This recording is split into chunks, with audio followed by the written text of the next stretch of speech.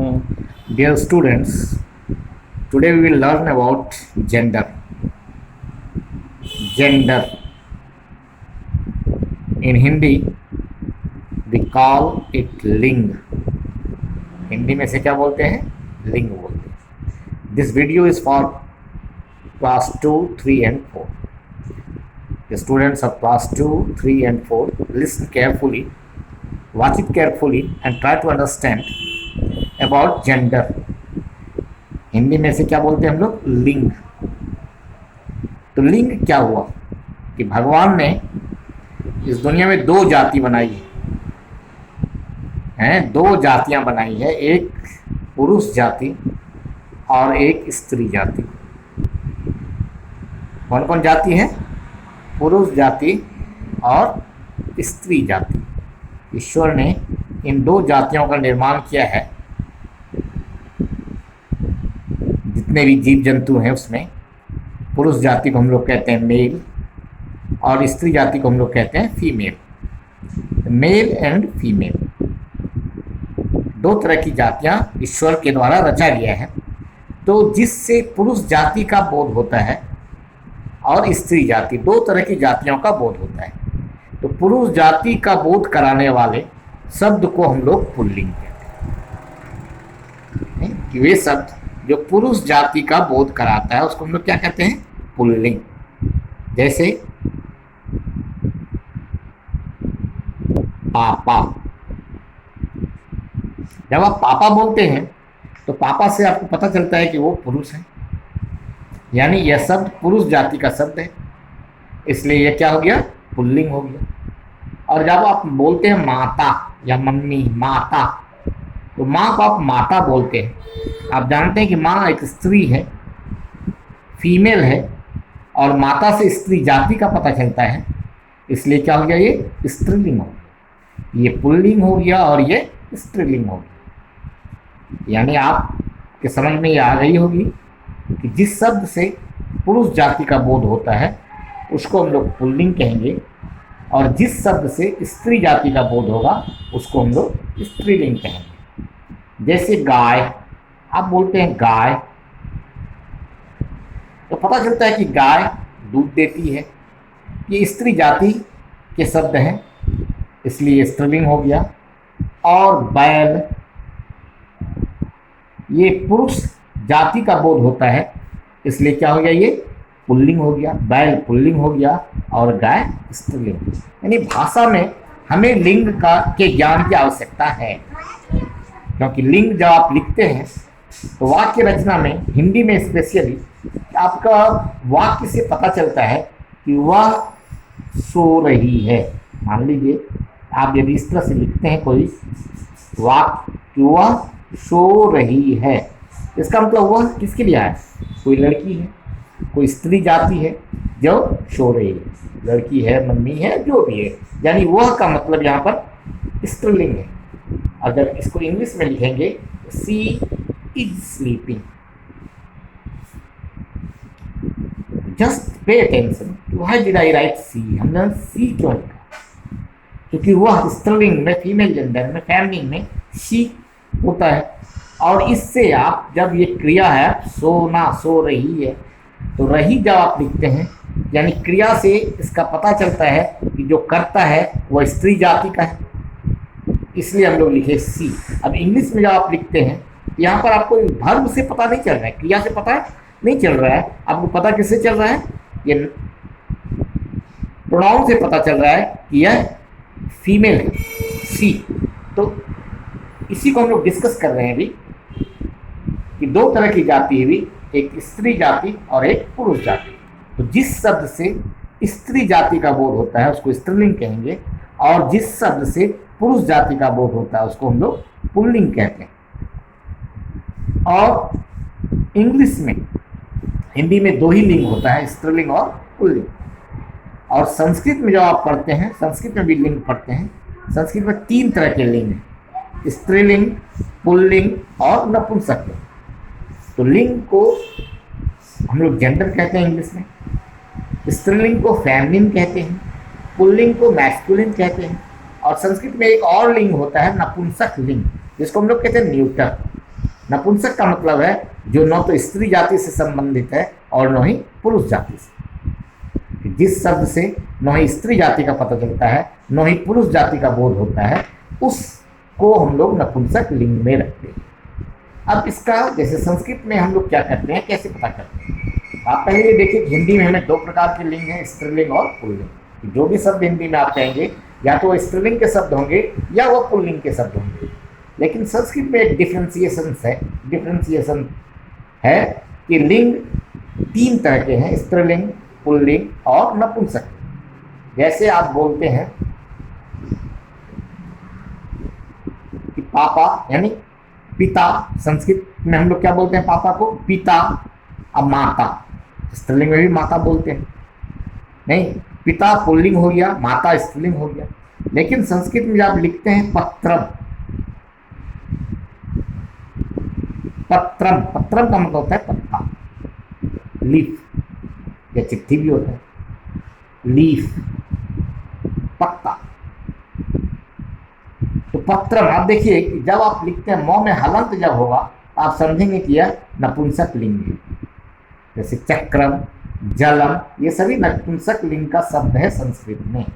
चक्रम, जलम, फलम, कमलम, ये सारे जो शब्द हैं, फलम, ये सारे शब्द हैं, ये नपुंसक लिंग के शब्द हैं संस्कृत के लिए। लेकिन उसी को यदि हिंदी में हम लिखेंगे चक्का या पहिया, पत्रम को पत्ता लिखते हैं, जलम को पानी लिखेंगे, फलम को फल लिखेंगे, तो यह नपुंसक लिंग में नहीं आएगा। हिंदी में उसका फिर लिंग, जैसे पत्ता गिर रहा है या पत्ते गिरते हैं, ये बहुवचन हो गया या पुल्लिंग हो गया। चक्का, पहिया घूमता है, ये पुल्लिंग हो गया। पानी ठंडा है, ये पुल्लिंग हो गया। फल मीठा है, ये पुल्लिंग हो गया। लेकिन संस्कृत में जब इसको लिखते हैं तो इसको हम लोग नपुंसक लिंग कहते हैं। यानी संस्कृत में हमें कितने प्रकार के लिंग हैं, तीन तरह के लिंग हैं, स्त्रीलिंग, पुल्लिंग और नपुंसक। तो संस्कृत शब्द जब आप लिखते हैं तो थोड़ा सा ध्यान रखिए। जैसे आप लिखते हैं संस्कृत बालक, बालक, तो बालक जब आप लिखते हैं तो इसका मतलब है बॉय। ये विसर्ग आप देख रहे हैं, गजा, ये विसर्ग देख रहे हैं, और इसका स्त्रीलिंग रूप हो जाएगा बालिका। गजा का क्या हो जाएगा, गजा।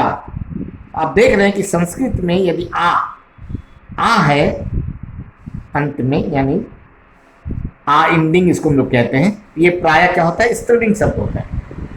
बालक, यदि अ इंडिंग इसको हम लोग कहते हैं, यानी अ का यूज होता है, बालक, बालक, बालिका, गज, गजा। तो गजा जैसे बोलते हैं, विसर्ग है या अ इंडिंग जिसको हम लोग कहते हैं, तो वो प्रायः पुल्लिंग होता है। अब ऐसे ही जैसे कुछ शब्द जैसे मुनि, मुनि है या कपि है, हर्षईकार यदि होगा तो प्रायः क्या होगा, स्त्रीलिंग होगा, नहीं। लेकिन मति, ये दीर्घिकार है, ये पुल्लिंग शब्द हो जाएगा, सॉरी स्त्रीलिंग शब्द हो जाएगा। यदि हर्षईकार है ये पुल्लिंग शब्द होगा संस्कृत में, और दीर्घ ईकार है ये प्रायः स्त्रीलिंग शब्द होता है। ये समझने का, यानी हाँ, ये पहले जाने कि संस्कृत में आप तीन प्रकार के लिंग हो गए, स्त्रीलिंग, पुल्लिंग और नपुंसक। स्त्रीलिंग that is feminine, pulling masculine, और नपुंसक लिंग दैट इज न्यूट्रल। इस तरह से हमें डिफ्रेंशिएट करने के लिए ये तीन अलग अलग लिंग संस्कृत में हम लोगों ने कैसे देखा। एक तो यदि विसर्ग है या शब्द है, जैसे बालक आप कहते हैं, बालक तो बोलते हैं तो ओ, और बालिका, लिका, ये लास्ट में क्या होता है, आ होता है, इसको हम लोग संस्कृत में बालिका लिखते हैं। तो वैसे ही जैसे गजा लिखते हैं, गजा या मयूरा, नहीं, तो संस्कृत में जब लिखेंगे तो गजा ये स्त्रीलिंग रूप हो गया, मयूरा है तो मयूरा या स्त्रीलिंग रूप हो गया। वैसे शिक्षिका, नहीं, ये पुल्लिंग है, और स्त्रीलिंग क्या हो जाएगा इसका, शिक्षिका का आकार, नहीं, अध्यापका, अध्यापिका, नर, नारी, नहीं, दीर्घिकार भी आता है। तो कभी कभी क्या होता है, हर्षईकार आता है पुल्लिंग में, नहीं, इसको पुल्लिंग शब्द कहेंगे। कौन सा शब्द कहेंगे? पुल्लिंग शब्द कहेंगे। और ये क्या हो जाएगा? स्त्रीलिंग शब्द हो गया। अब यदि पुल्लिंग से स्त्रीलिंग शब्द आपको बनाने दिया जाएगा संस्कृत में, तो आप प्राय इस तरह से उसका प्रयोग करेंगे। जैसे गज से गजा हो गया, मयूर से मयूरा हो गया, शिक्षका से शिक्षिका हो गया। नहीं तो आप जैसे अध्यापक, अध्यापक, इसका स्त्रीलिंग क्या हो जाएगा? अध्यापिका। क्या हो जाएगा? अध्यापिका। तो आप इस तरह से संस्कृत में आप कन्वर्ट कर सकते हैं पुल्लिंग को स्त्रीलिंग। हिंदी में दो ही लिंग होता है, एक पुल्लिंग और दूसरा स्त्रीलिंग। संस्कृत में एक और भी लिंग होता है जिसको हम लोग कहते हैं नपुंसक लिंग। उसको इंग्लिश में हम लोग कहते हैं न्यूटर जेंडर। क्या बोलते हैं इसको? Neuter gender. तो न्यूटर जेंडर नपुंसक लिंग कैसे दिखेंगे?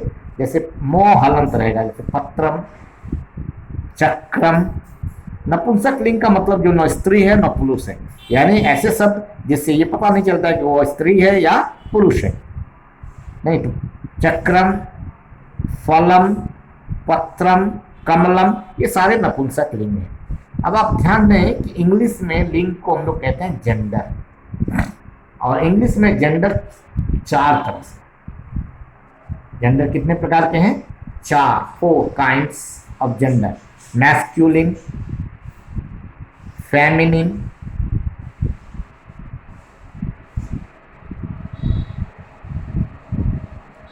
कॉमन और न्यूटर। जेंडर आप समझ रहे हैं? The word that expresses about male or female.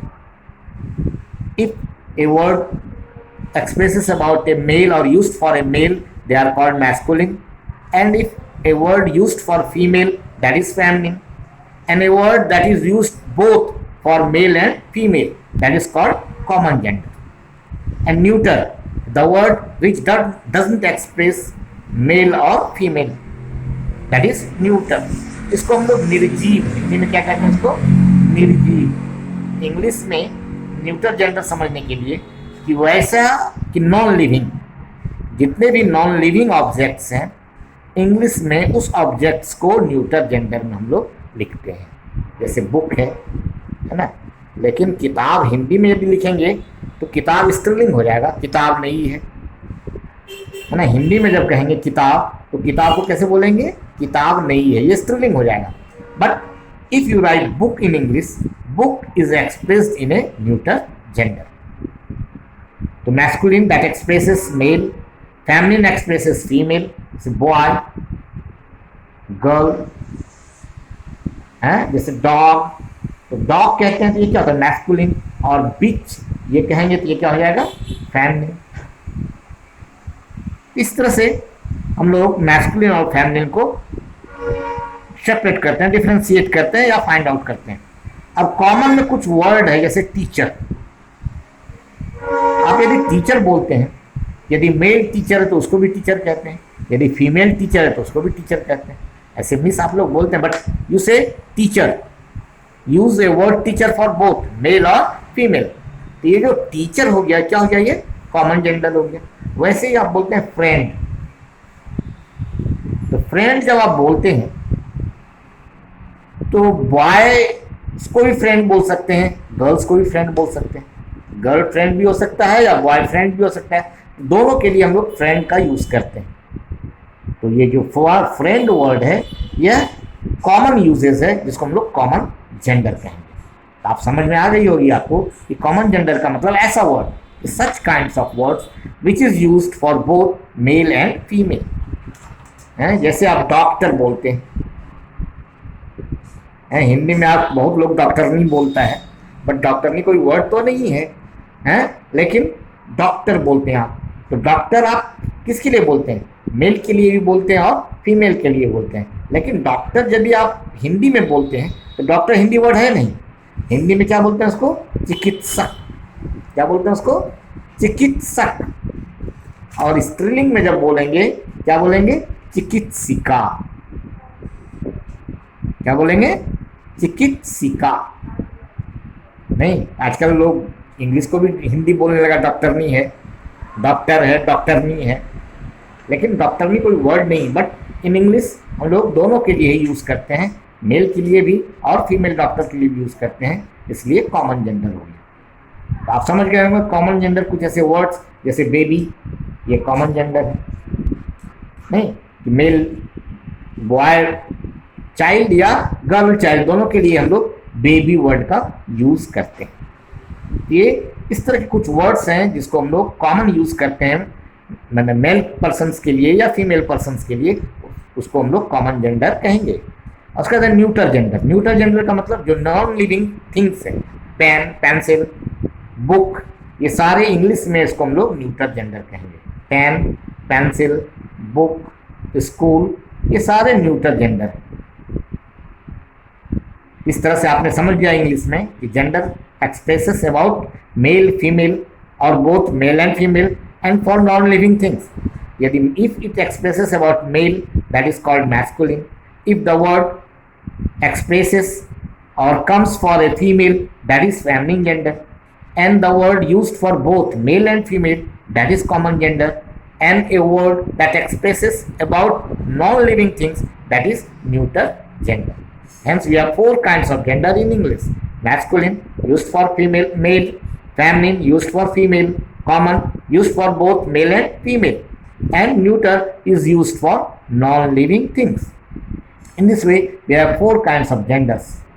अब देखिए कि थोड़ा सा समानता भी है, कुछ कुछ डिफरेंसेस भी है कि हिंदी में आप कोई ऐसा वर्ड नहीं है जिसको कि आप कॉमन जेंडर कह सकते हैं या न्यूटर। हिंदी में 2 ही तरह के लिंग हैं, या तो वह पुल्लिंग है और या तो वह स्त्रीलिंग है। आपको हमने बताया कि किताब यदि आप लिखते हैं, किताब, बुक को आप न्यूटर जेंडर कहेंगे इंग्लिश में, बट जब आप किताब बोलते हैं तो किताब का लिंग आपको पता है, तो किताब का लिंग स्त्रीलिंग हो जाएगा है। लेकिन जब आप इसको संस्कृत में लिखते हैं, संस्कृत में आप कैसे लिखते हैं?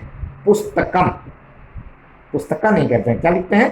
पुस्तकम। तो पुस्तकम क्या हो जाएगा? ये नपुंसक लिंग हो जाएगा। तो संस्कृत में जब आप पुस्तकम लिखते हैं तो इसको हम लोग नपुंसक लिंग कहेंगे। हिंदी में जब आप किताब लिखते हैं उसको आप स्त्रीलिंग कहेंगे, और इसी को यदि आप बुक लिखते हैं तो क्या हो जाएगा? इसको हम लोग क्या कहेंगे? न्यूटर जेंडर कहेंगे। यानी ये समझने का अलग अलग तरीका है जिसे हमें समझना चाहिए। इस तरह से आपको लिंग के बारे में बताया गया, आप ध्यान देंगे और अलग अलग तरह के लिंग को लिखेंगे। Thank you.